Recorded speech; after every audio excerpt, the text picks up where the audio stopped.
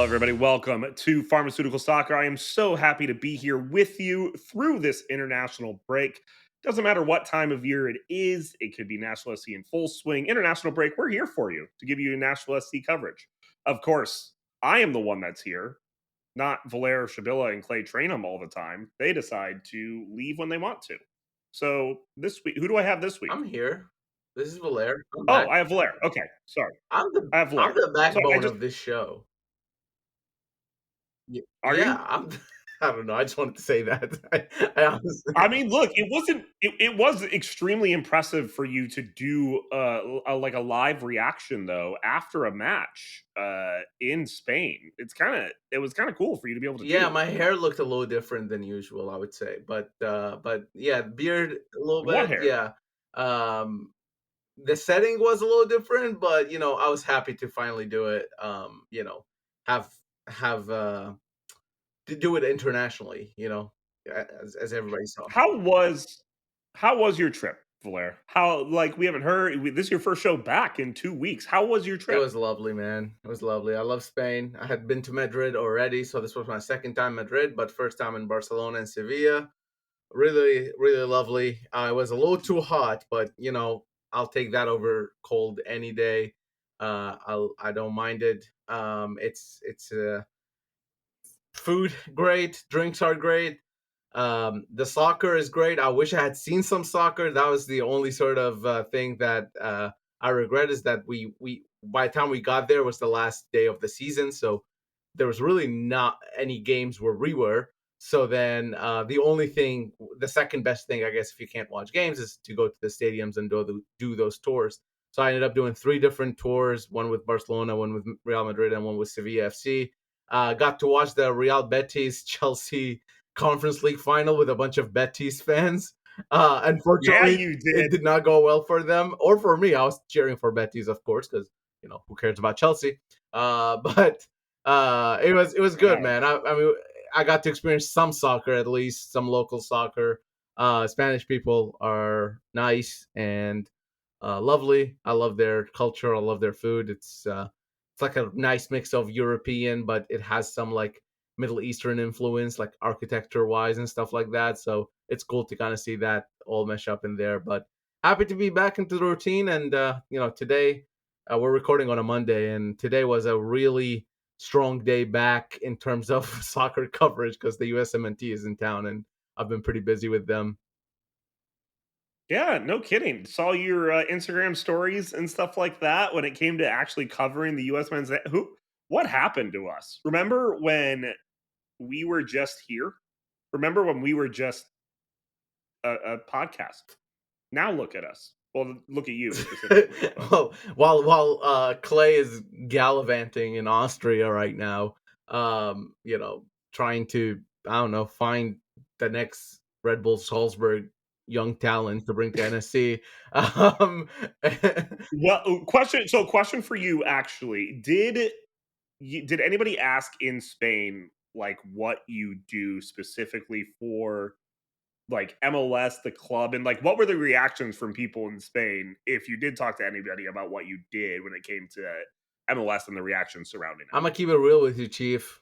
Not a whole lot of talking about work when I was in Spain. I was pretty yeah. I guess I was too busy doing other things, but we did have a couple soccer discussions. But between like now, a lot of people in Spain. I don't want to give the wrong impression. A lot of people in Spain do speak English really well, so we were able to have like order and stuff like that pretty easily. But the few soccer discussions I had were with their broken English and my very broken Spanish, and it didn't go. It pretty much just went into this like there was a level where we both understood that we're not going to understand each other, and we just started naming players. That was really that was the highlight. Where I was just like, Mikel Arteta, he's Spanish, and he was like, yeah, and I was like, yeah. That was really more so the soccer conversations I had.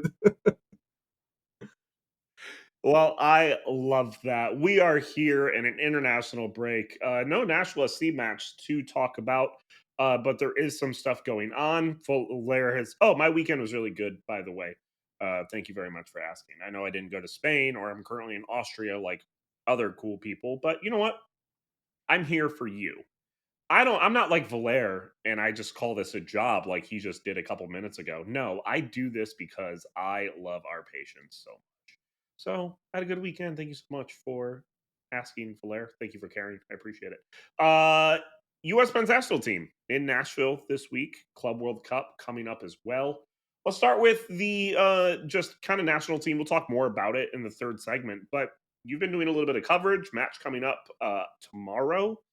What's that kind of been like having the U.S. men's national team on, in the grounds here in Yeah, Nashville? so it's the second time they've come in. Obviously, they had a Ghana friendly 2 years ago now, and that was the first time I ever covered the USMNT. And I don't. I mean, I'm gonna be honest with you. I don't. I watch some of the games. I keep up with them, obviously, because of MLS and where we are. But I don't. I'm not like scouting 17-year-olds or whatever for the USMNT. So I'm not a huge sort of follower when it comes to that, but I do keep up, and it's really cool, I think, to see the national team being in Nashville. And I know that kind of gets lost a little bit with maybe the way the team is performing at the moment, or maybe the all the sort of things in the past that were happening with the team. But overall, I do think it's a really really cool thing for these players and Mauricio Pochettino and his staff to know Nashville, to experience Nashville. And I think this not I think this wouldn't be possible if Geodis Park and Nashville SC training facility and Nashville SC as an organization wasn't here and wasn't committed. So I do think it's really cool because look, 5-10 years ago, this camp wouldn't be here. This camp would be somewhere else where they do value soccer. And now seeing Nashville being one of the cities that do value soccer, and by contrast, having the USMNT value it, it's really cool. And we got the chance to talk to Chris Richards. We got the chance to talk to Luca De La Torre, and obviously Walker Zimmerman as well, and as well as Mauricio Pochettino. And all of them had glowing reviews of Nashville so far from what they've seen. So I think it's really cool to see that and seeing that infrastructure being built at NSC. And Walker was even joking about how like the training facility has Whataburger and Chick-fil-A next to it, and how players like that. But I mean, I know these are like funny little things, but overall, I think without that training facility and without Geodis Park, this won't be happening. So I know it's not all positive, but I think this part of it is really positive. I mean, Kasuke Kamara would be slapping down the Chick-fil-A and Whataburger coming in if he was still around. But I mean, nonetheless, no, it's obviously a weird time for the U.S. men's national team to be coming in. I'm very curious when the next time that will happen in Nashville after this match specifically. Um, but we're going to see what happens there. Club World Cup matches coming up as well. I'm excited for that. I'm more excited for the MLS PA and the MLS battle that's currently happening when it's coming to wages. But that's coming up as well. Anything interesting you're looking from that Yeah, perspective? I mean, I think it's another one of those where I know the perception of it is maybe not great, and I think a lot of that is driven by European teams. And now, I'm not gonna, I'm an Arsenal fan. I'm not gonna hide that. And if Arsenal were playing in it, the European fans of Arsenal will probably be saying this is a nothing cup and nobody should care about it until they win it, and then everybody's like, oh no, this is the most important thing ever, right? So it's like one of those, but overall, I think for me, coming from a country that is not necessarily always making the World Cup, they made the World Cup once in their entire existence in '86. I wasn't even born, and then being in a country like the U.S. now, where soccer is not the main sport, having these sort of events is a big deal, and I do believe that they do serve a purpose, especially for those teams. Yeah, maybe Chelsea or Man City is looking at this as just whatever, it's a chore, let's go and get some playing time. But I think for a lot of these clubs, this is serious money, this is serious time to showcase some of these players. And I do think, I mean, it's crazy to me that it's took us this long in world soccer to have a club World Cup that covers the world. I mean, like, it's it's honestly more surprising that it hasn't happened until now, that it is happening now. So yeah, I know FIFA, Gianni Infantino, all that. I understand the negativity of it, and I'm not dismissing it. I understand that it's a cash grab for the most part, but at the same time, if it's happening anyway, I would rather it happen and I enjoy it and I watch it, and I'm gonna be covering the games here in Nashville, but that's about it. I think I'm excited to see what these South American teams and to an extent MLS teams, how they fare against. The opening game is Inter Miami versus Al Ahly from Egypt. Al Ahly is a team that I've grown up to watch as the giants of the region. I mean, they've been around for over 100 years. They've won everything to win in Africa. Seeing them play against Miami and Messi, it's gonna be like really cool. I think in a competitive, meaningful competition. So I don't know. I'm a little excited for it. It seems like I'm more excited than most people are, but maybe that's just because I don't know. I like to see sort of different teams play against each other. Maybe that's what it is. I think it's based on a few things. I mean, for one, the fact that you know that who Inter Miami is playing is kind of a big deal when it comes to just the knowledge base around the Club World Cup. I mean, people that I've randomly talked to, soccer fans, they think the World Cup is this summer. In It's like, no, it is the Club World Cup. There is a complete different thing. Hmm. Like, it is crazy the knowledge base when it comes to the United States soccer just spectrum itself of what international soccer is and what competitions are. Obviously, you'll get some stuff for the big teams. Even in DC, the Juventus tickets are insane, like $300 Yeah, that's a in lot. Yeah. comparison to like whatever here. But no, I am excited for it. I think it's just been such a long start to the Nashville SC season where I'm only focused so much on Nashville SC at the current moment, where I haven't had the time to breathe when it comes to uh, bringing in these other competitions. And I plan on doing that with the U.S. men's national team uh, and Huntsville as well, which you are going to talk to a very special guest about Huntsville in a little bit. I do have one Nashville SC related question for you, as this is a Nashville SC related show. I read something from Matthew Doyle, his mid-season rankings and reports. Did you read it I did by any not. chance? It's still in my inbox, but I haven't read it. Perfect. Perfect. There is only one Nashville SC player mentioned in the best of his rankings. He had breakout player, best transfer, best striker, midfielder, defender, all those type of stuff. Only one Nashville SC player mentioned. Who was it? I'm between two. I'm leaning towards Andy Nahar. And Nahar is correct. Yes, Nice. he came up Yeah. as best fullback. That is like one of the best fullbacks of the top three in his midseason review. So I mean, and I think it's well deserved. Yeah. Like especially from Andy Nahar's perspective, the way that he's contributed to this team. I knew when he was coming in, he was going to be like he was going to be good, but I did not know how important he would be. Yeah, It's crazy. he's had an incredible season, honestly, and then it's not. I know he has a couple of mistakes, sort of at the back, but he well makes up for those every game. The way he works, the way he. This is a little bit of a preview for the last segment of this show, but he wasn't called. Well, I think he's not going to the Gold Cup, meaning that he'll be featuring for Nashville SC more than the folks who have been called up to the Gold Cup, even though Honduras did qualify. So I think it's nothing but a positive for Nashville SC to have a player like him throughout this competition. Even though he's from Honduras and I guess they are playing, but I don't know if he chose to stay with Nashville SC or there was some sort of understanding, but he played the World Cup qualifier, but he will not be playing the Gold Cup. Again, we're going to talk to a very special guest here about Huntsville, and then we will also talk about the international matches coming up, how that affects Nashville, and then we do have a match to preview in the third segment as well.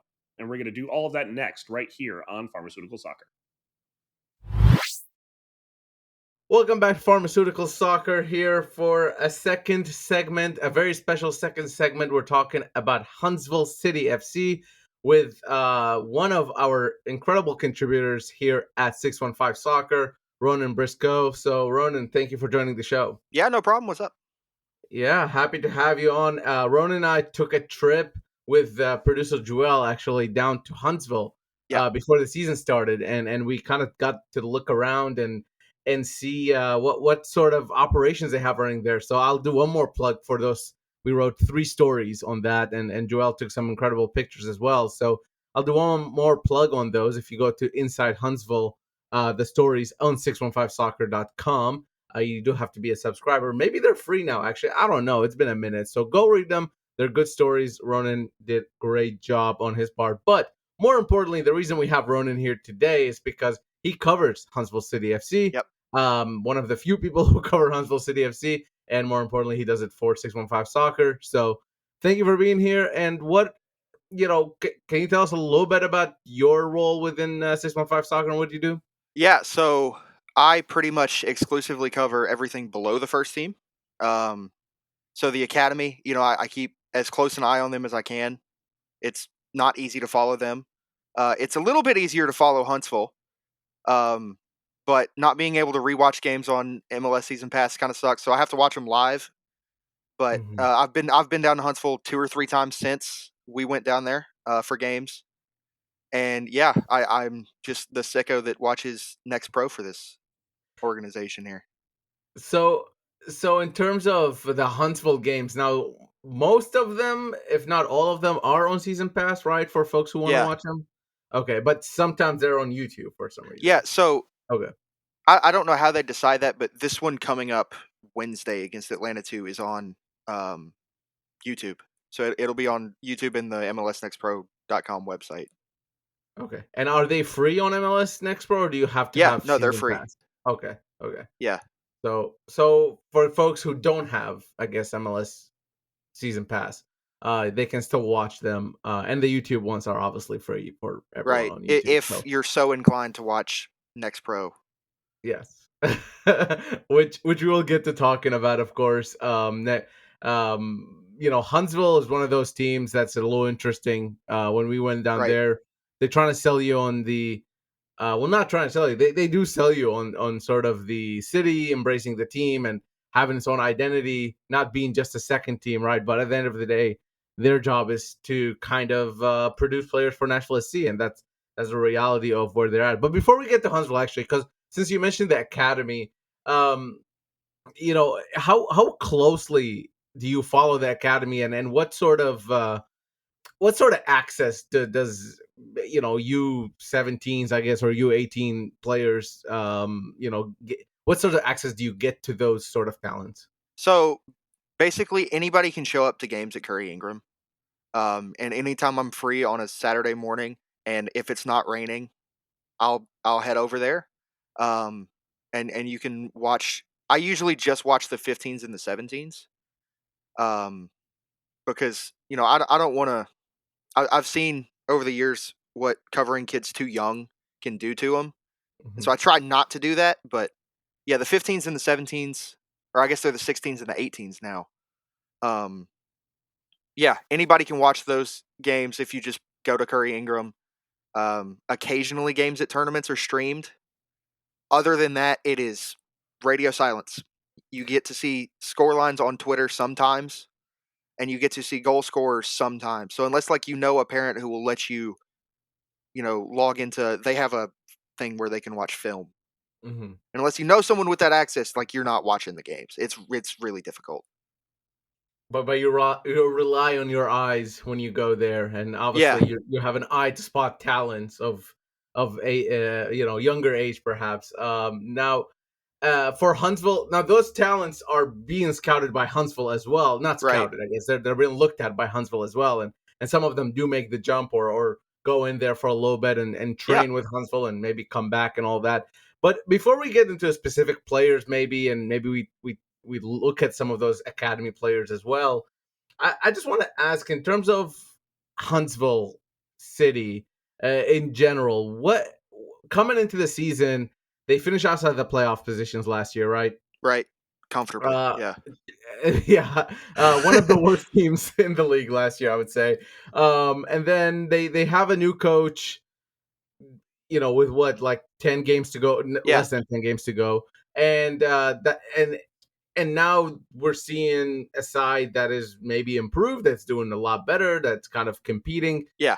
What has been that transition like, and what has been the huge factor in improving this team? I think so. They had 4 head coaches last year, I think. Yeah.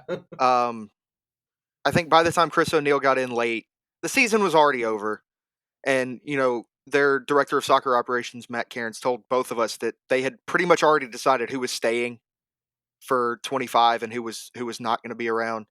So they already had an idea of what they wanted to do with the roster, and they had an idea of how they wanted to reshape the entire organization. Obviously, BJ Callahan came in, and they wanted to kind of, redo things from the ground up. And yeah, Chris O'Neill has implemented a visually identical style of play to the way they play in the first team. And they brought in a lot of guys who can play that and who remind me a lot of players in the first team, like Pep Costas. Yeah, like that's Gaston Brugman. Like he's the same guy. It like just visually the way he plays.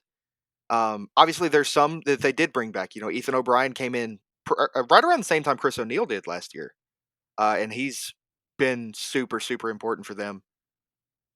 Yeah, there's a number of guys that they just brought in that help them make the transition, and it really helps to do a transition when you bring in 30 new guys.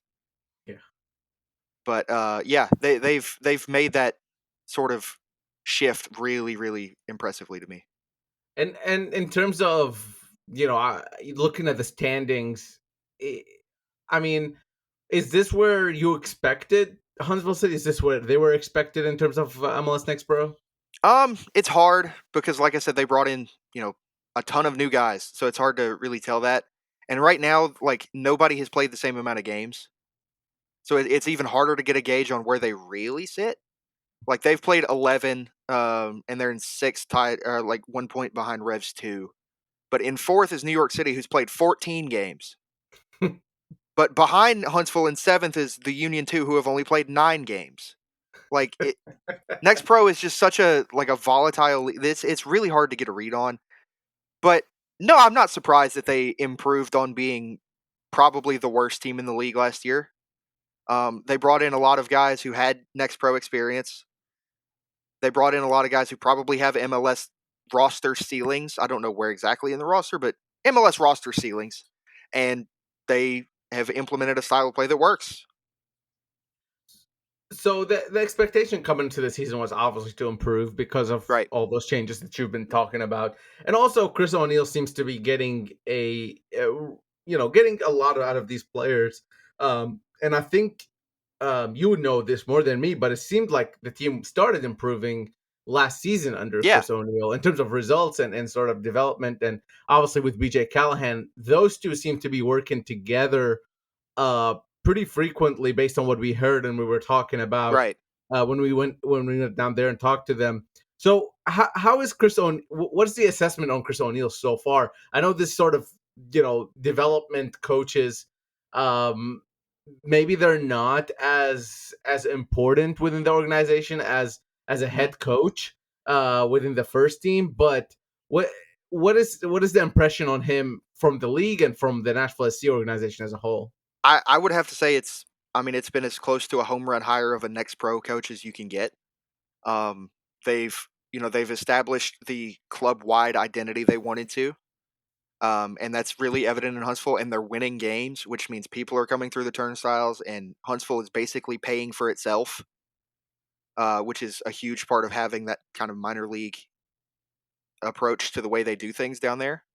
Um, yeah, I'm not sure how you can get much better in a next pro coach than what Chris O'Neill's done so far. Obviously, Chattanooga has blown the door, but they're an independent club. They don't serve the same purposes as Huntsville does. But as far as the reserve teams, yeah, I think Chris O'Neill's been maybe coach of the year so far. Now I know it gets a little sensitive, I guess, because if they do well enough at Huntsville, players are usually called up to Nashville SC. Whether it's we saw Wyatt Meyer go through that a few Right. times, up and down a few times. Chris Applewhite, another one that's kind of up and down fairly frequently. But looking at the season, who are some of the standouts from Huntsville City? And if you could give me maybe one defender, one midfielder, one attacker. Let's just kind of Okay. keep it Um, that way. Everybody kind of gets a attacker, shout out. everything starts and stops with Christian Kofi. Okay. He's the team leader in goals. He is the engine of the attack. Basically, everything flows through him when he's on the field. Um, the only thing stopping him is that he's on an international, like he requires an international spot that A, Nashville don't have, and B, he would be second in line for anyway. Because you would imagine whenever one frees up, be it Jacob Schaffelberg's green card or whatever, that would just go to the U22 spot that they also have open. Right. So there's not really much space for Christian Kofi to move up, but he's hitting it out of the park. Like, he's been one of the best players in the league this year, as he probably should because he's 24. Right. But he's been by far the best player on the team. In midfield, you've got a few. Ethan O'Brien's obviously been very important, like we talked about. He played really well in the Open Cup against Orlando. You've got Moises Vélez has looked good in spots. Pep Casas has looked steady and been there pretty much the whole year.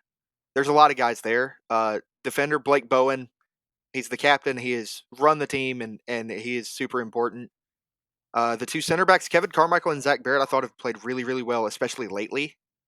And the two left backs of Jordan Knight, I'm not sure if he's injured or where he's been the past few weeks, but him and Tyshawn Rose have been really good as well. There's not really many weaknesses on the team, like front to back, honestly. Looking at the goalkeeper situation now, Nashville SC cleared pretty much the entire room, and got in everybody except Joe Willis left. So what has that competition been like in Huntsville, and who's been getting the bulk of the minutes there? So for a while they went like 6 straight games playing a different goalkeeper every game or something like that. It was Mr. Delic from the academy, and it was Eric Lota, who's been there and he started the first few games, and then it was Brian Schwacke got a couple games in there. Xavier Valdez has probably played the most lately, which you kind of expect. He's the one on the first team deal. He's the third goalkeeper. They had to get him, match fit for what he's going to be doing in the Gold Cup for the Dominican Republic. But I think he's sort of, as much as he can, locked it up for now. But both him and Lota have played really good in spots. And I guess for a lot of those players that you mentioned, other than maybe a couple, they are a little bit older. Right. They're not academy product. So do you foresee a season or two with Huntsville, and then kind of I guess, is there NSC potential for any of those that you maybe wouldn't expect with somebody who's 22 to 25 years old? Well, when we were down there in preseason, Matt Cairns told us that, they sign these guys on 12, 18-month deals. It basically, if you can't prove your ceiling in 18 months, you're gone. Yeah. Like that's kind of the way they treat a lot of the older players on the team, which sounds really callous, but it's just the way you have to do it with the bottom of your roster. I'm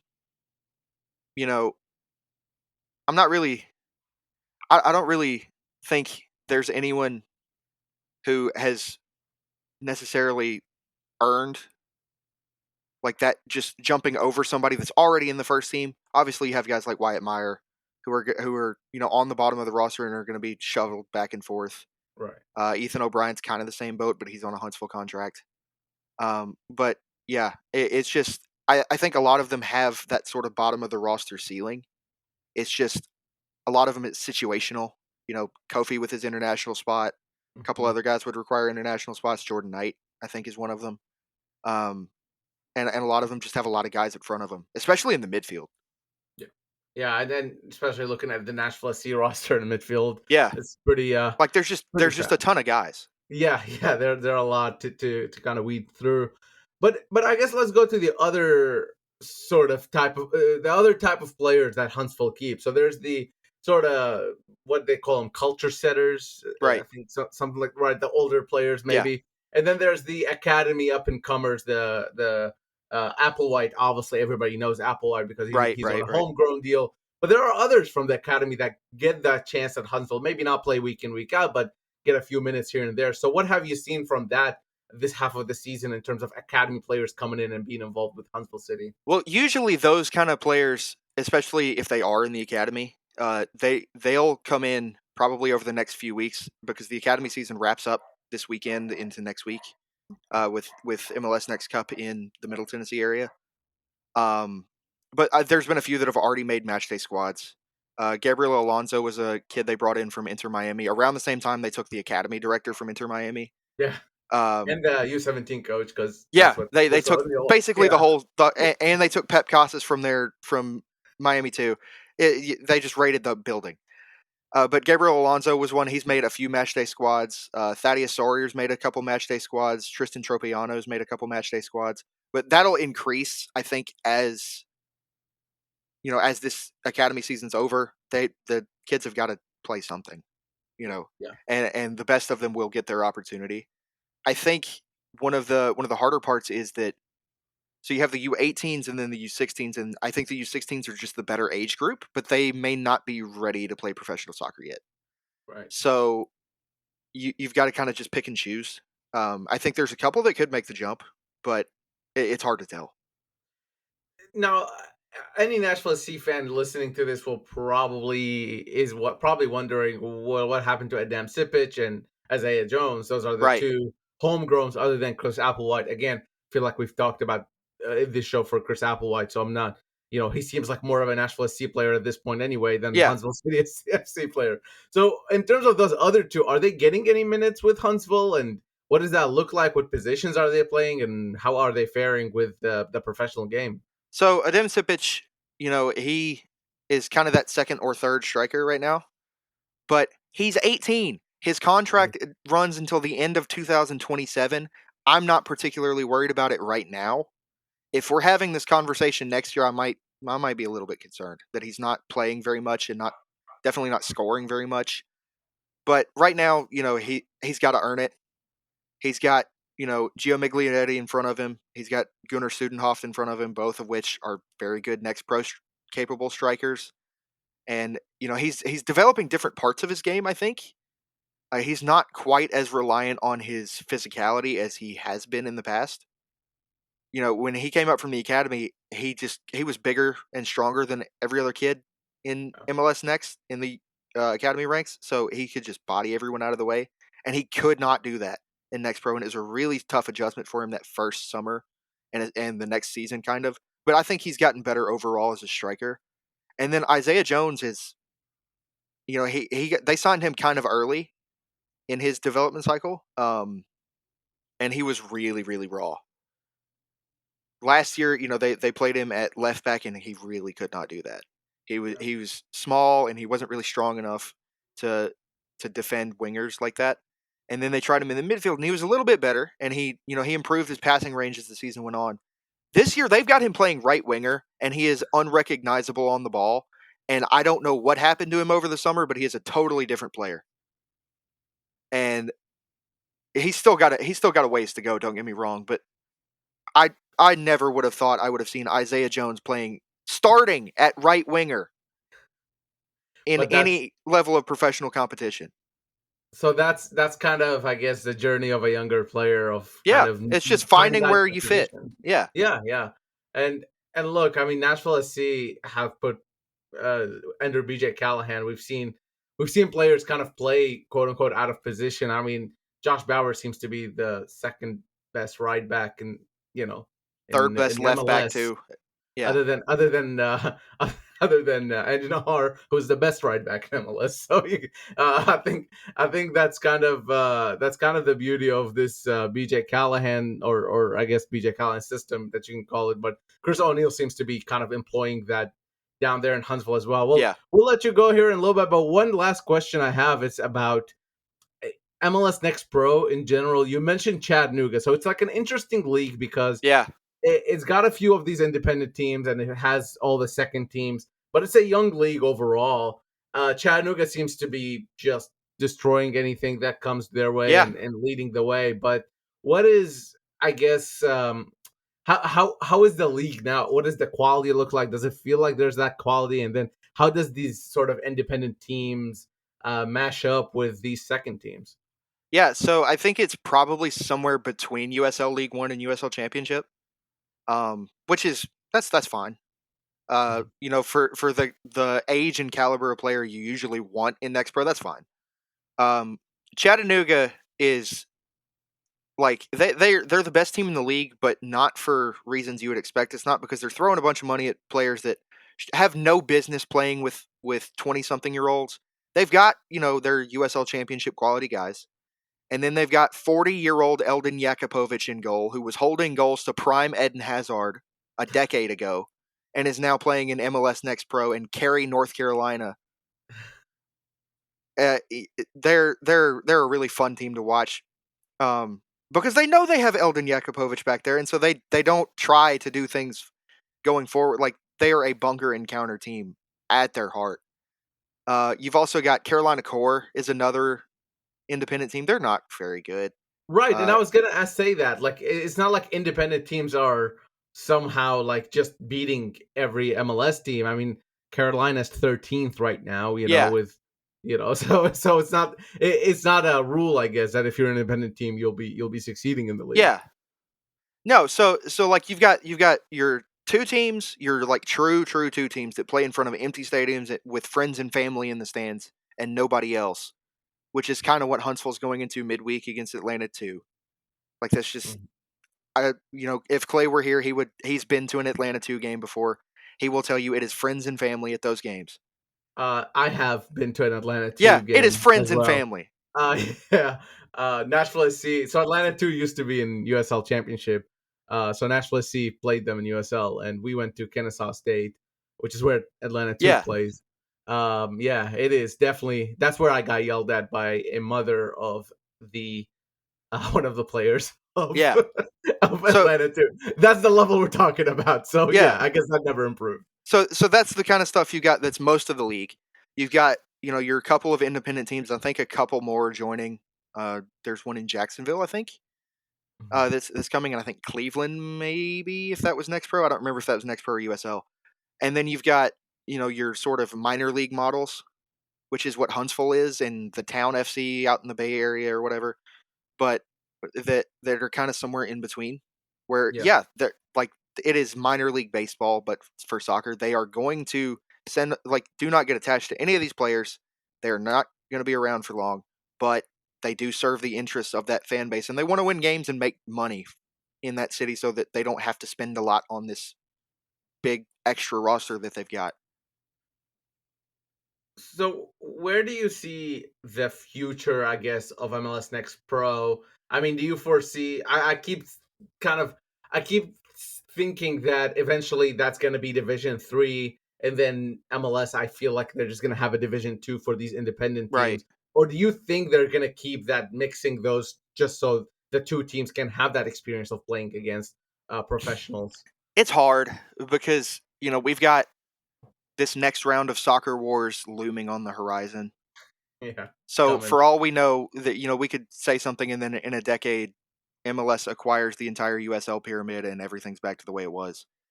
Um, Maybe there will be a Division 2 league at some point. Maybe. Uh, I know. When we were down there, they talked about how Alan Carlton's favorite game last year when he was with Atlanta was Huntsville, because it was just such a different environment from what he was used to. Yeah. I think more teams may go the Huntsville method. Obviously, we talked about the Town, which is the Earthquakes. Mhm. They play just a little bit further out in the Bay Area. I think they play at St. Mary's. Um, but I saw a video. They had a pretty good draw on Memorial Day weekend. They about filled that soccer stadium out there. So Right. I think that may be the more realistic approach to what this looks like. Um, Especially just because that's the way sports typically work in this country, is that you have your big league, and then you have a bunch of minor league teams that are just feeders. Yeah. Baseball does it. The NBA has the G League, the AHL. Huntsville is very familiar with two of those leagues. Yeah, I think that's probably, like, not counting on anything to do with USL's pro rail setup or whatever's going to happen with that, I think the Huntsville model is probably the most realistic for most teams. A lot of them could just not care and Yeah. stick with the friends and family at games. And that's gonna be, I guess we're just gonna have to wait and see what ends up happening there. Yeah, And like you mentioned, the USL sort of pipe dream of ProRel. It's so fun to announce things because I can sit down here and announce that this show will be top 5 shows in the world in right, 5 years. right. And we'll see. We'll check in with you in 5 years. And then But you could always just announce a delay a year before the right, deadline. Yeah, right. 2 more years. yeah. Yeah. Oh, I'm glad we got that figured out. Well, Ronan, anything else on Huntsville or MLS Next Pro that you feel like you should share with the listeners? Yeah, so if I had to guess, the floor of this team's making the playoffs. Huntsville is making the playoffs. They do things a little bit differently in their playoffs because they have the choose your own opponent thing for the top 4 in both conferences, which is really fun and I love it. So I don't want to say that they're going to be choosing their own opponent just yet, especially just because like we said, nobody has played the same amount of games. It is stupid and I don't understand it, but nobody has played in the same amount of games. But I think this is a top 4 capable team, and who knows? Maybe there's a playoff game in Huntsville in 6 months or 4 months, I guess. And you would say that it's worth the trip down there for a game for a Nashville Oh SC yeah, fan? no. See, so I've done it. Like I said, 3 times since we went down there in the preseason, and it has been. I went down there for the game, and then I came back the same night.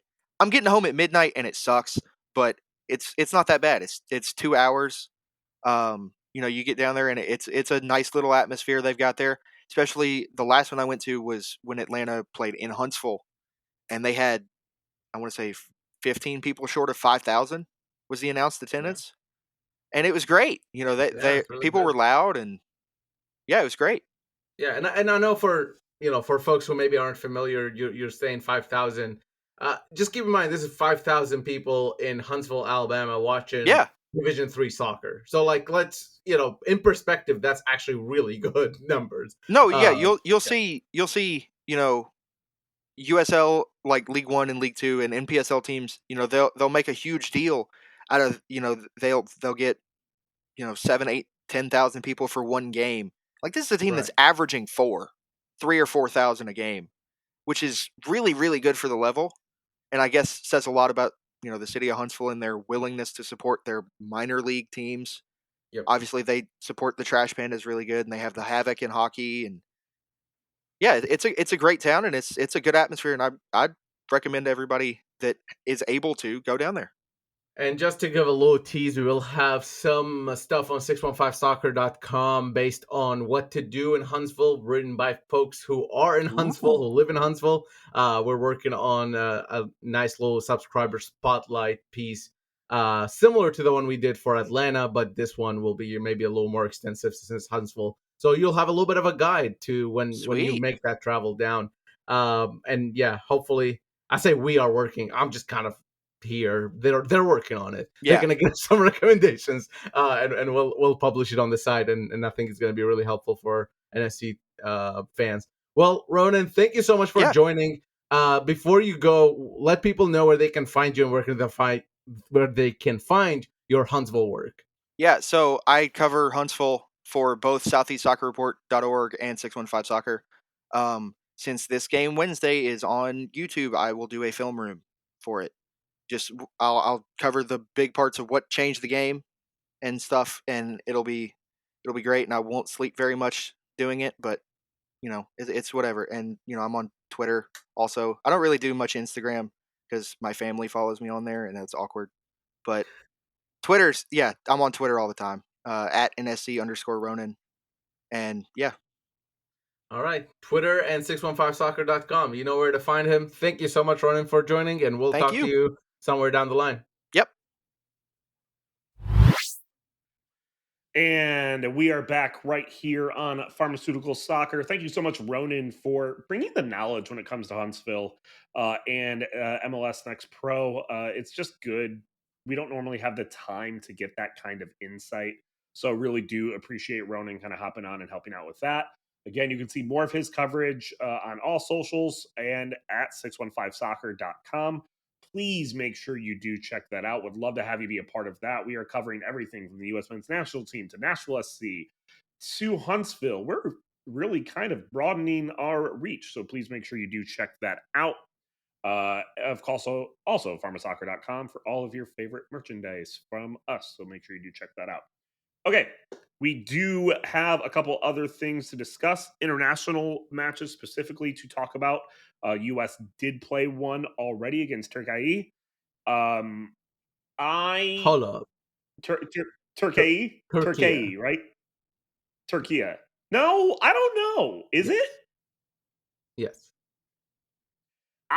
On the broadcast, it was Turkey. Turkey is fine. Turkey is something you made up.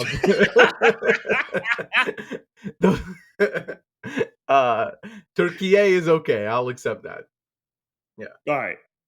Turkey is acceptable. Fantastic. That's good to know. Thank you very much for any of that. Let's before we talk about the national SC players, I actually think the U.S. men's national team did look pretty good against Turkey. They didn't look. I mean, besides one defensive midfielder specifically, that kind of. What team does he play for as well? By the way, does he play for a team that you watched lose to Chelsea in the conference? I believe you did. Yes, he does play for Real Betis. Johnny Cardoso plays for Real Betis, but soon it seems like he will be an Atletico Madrid player. I don't know if what happened against Turkey. No, you got me. Turkey. I don't know if what happened there changes Semyone's mind. No, in all seriousness, yeah, I think I think Pochettino is working towards something for the sake of the United States men's national team and the meltdown on Twitter. I hope that something comes to fruition soon, before people really turn on him. I think it's going to be vital for Pochettino and the USMNT to grab these fans before the World Cup starts.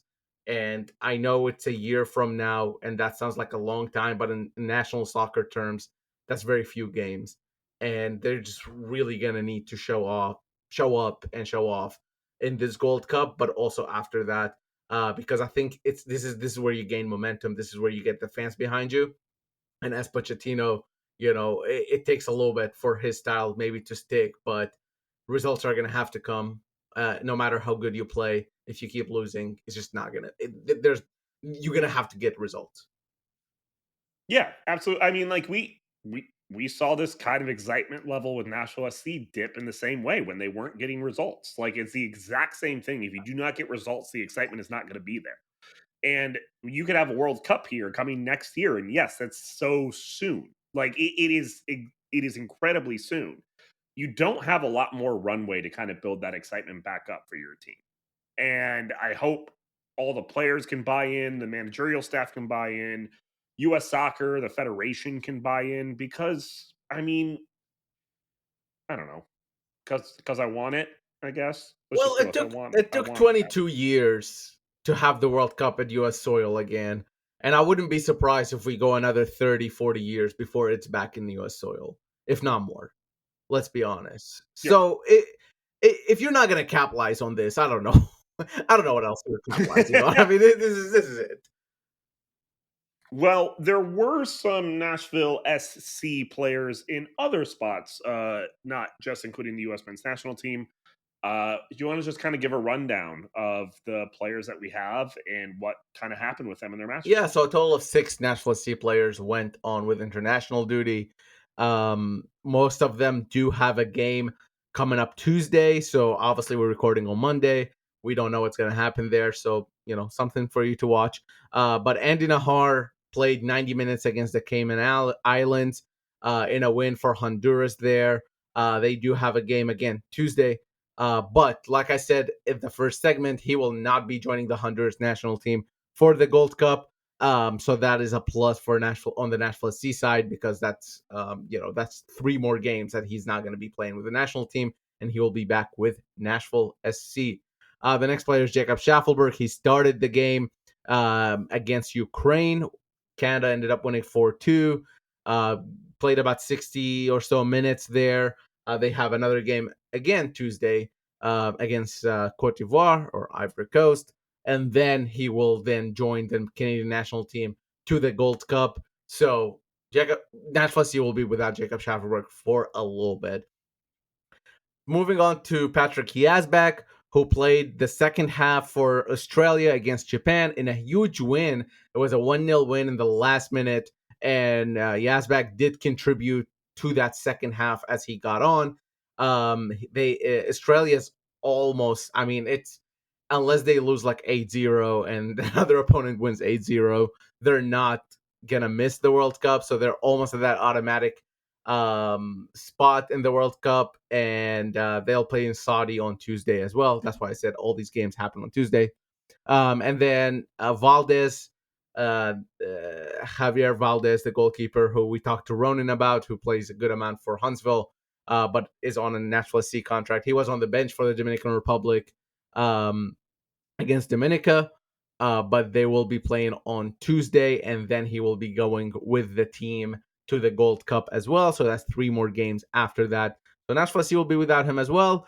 And the last player going to the Gold Cup from Nashville SC is, of course, Walker Zimmerman, who did not feature against Turkey, but will, based on what Pochettino was saying today when we asked him, it seems like he will probably be playing tomorrow, or Tuesday, I should say, against Switzerland at Geodis Park, which makes sense, really, considering he's the captain of Nashville SC. He might get a few minutes here and there.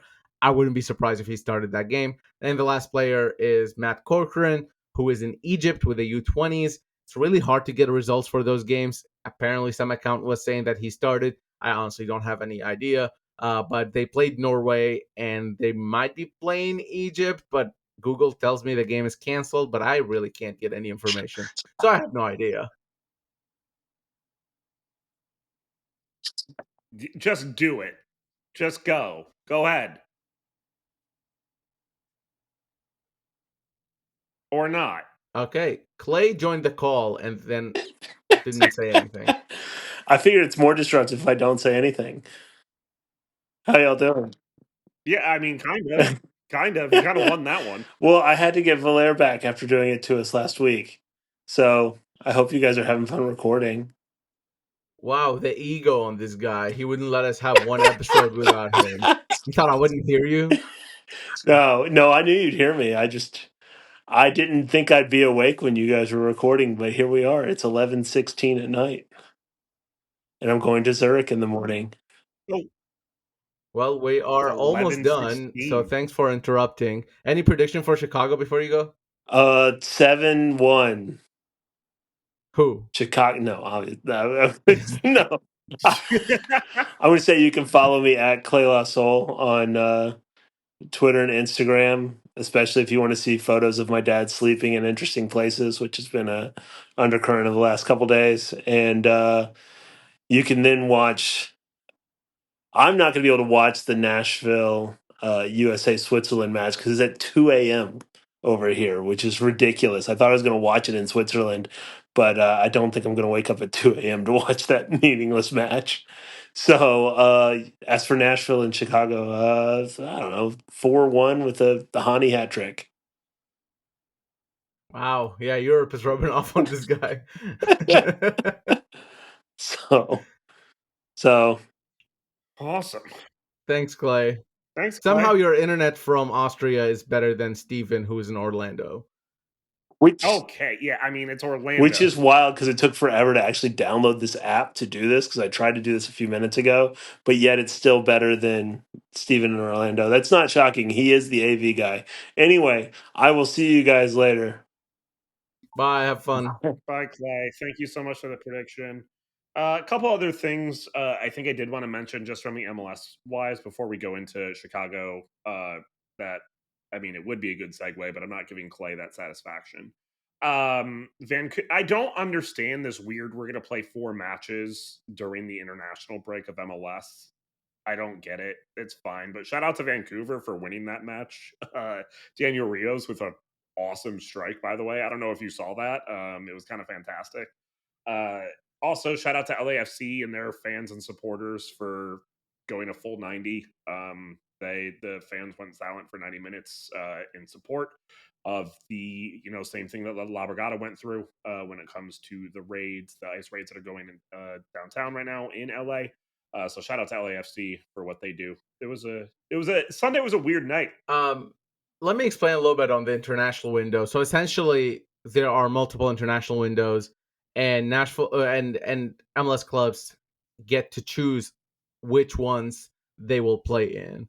So that's why you see randomly, like the last international window, Nashville SC had games, but not many other teams did. So the teams that do choose which international window end up playing in that.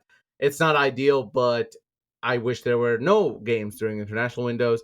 But because we have to have a made up tournament in the summer called the Leagues Cup, that ends up being MLS teams are forced to play during international windows. There you go. And we play Chicago over the weekend. We did not choose this international window for our match. I didn't know that, Blair. That's actually good insight. Thank you so Mhm. much.